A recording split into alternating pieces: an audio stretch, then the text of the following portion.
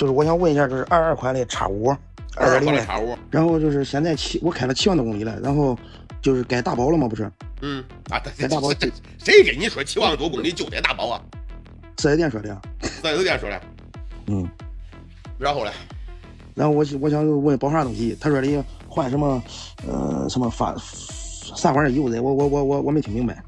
刹车油、变速箱油，还有机油，还有你的防冻液，还有你这个车上边需要去更换水泵，检查你的皮带，检查你的舵轮，检查你的掌筋轮。是这样不是？还有你的后桥油。他说的得1万块钱左右吧。那我现在的主要就是问题就是我需要咋保养？1万块钱还是挣7天。像你这想大保养啊，通常咱来讲，在俺这修理厂里来说啊，都是以查为主，以换为辅。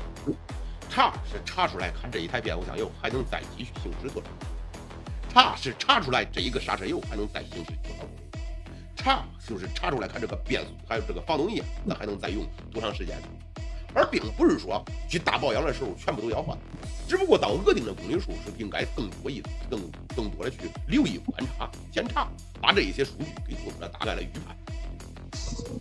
他们那个东西不一样，直接换，因为啥呀？换无一失。查跟换基本上来讲是一样的事儿。你什么查都查了，为啥不换了呀？对不对？所以说呢，叫我说他们比较换，会利用哪一方面给你说让你换刹车油啊？好，给安排一个小娘们儿，不，安排一个小妮儿，然后跟你说，哥，咱这个车刚才查了，这个刹车油到了时候就应该换了。如果说要是不换的情况下，咱这一台刹车油可能会在你跑高速的时候，然后踩刹车会突然之间刹车失灵。哟，你一听，这他都会啊！这跑高速的时候刹车失灵，这追入尾，这100多码，平时我开车有报，这种车，哟，我还是换了。那这个刹车油咋能会坏呀？如果你追问一句的话，他会跟你说，你看啊，这个刹车油里边啊，刹车油是非常喜欢水的，而这个刹车油根呢是通风的。但是呢，它这个在每一次踩刹车的时候会进到刹车油里边空气吧，这个空气里边它是含水的，但是呢，它这个含水水量一看高了之后，它就会传到刹车分泵上，刹车分泵这一块一踩，水会沸腾，这个沸腾的时候会产生气泡，刹车油里边如果有气儿的情况下，一产生气泡，这个时候刹车都刹不紧了，到时候是不是在高速上这个东西是很危险的？所以说现在换刹车油很便宜，在咱这宝马4S店1288就可以给咱做了。你感觉你是省这1288，还是长期为你这个不花这1288去担心呢？这个刹车油啊，都说刹车油杯里能进水，其实说白了吧，刹车油杯里进水都进的哪一种水啊？你这个车在这儿不动，你这个刹车是不会踩的。我不相信你坐到车里边，你这车不打着，你就踩着刹车，再刹车吗？你不会做这个事吧？不会，这是一方面。你就算是踩，你能踩动不能？踩不动吧？另外还有就是说，你这个踩刹，你在什么时候才能踩刹车？打着车跑起来的时候。你跑起来的时候，刹车油杯在哪儿啊？在你发动机舱里的。你这发动机舱里边是个啥环境啊？你搁着发动机盖的2层铁皮，你摸准这发动机盖都是温的，那发动机舱里边都是热的。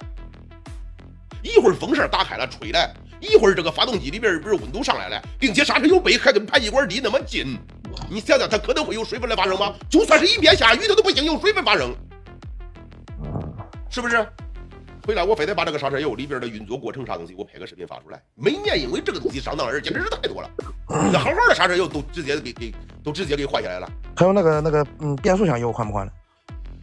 变速箱油啊，以查为主，以换为辅，就是说查看看变速箱油到底透不透，看看变速箱油里边的油液到底透不透啊。这个就是说看脏不脏，如果不脏没有浑浊体，那么这个变速箱油根本就不用换。如果有浑浊体，脏了不透明了，这个变速箱油就是要换的。另外还有在这里边再给你说一下，防冻液啊，那才是无稽之谈嘞，一个防冻液能用20年。那防冻液少了就加点，少了你就补点。好，好，明白了。就这吧。好，谢谢姚总。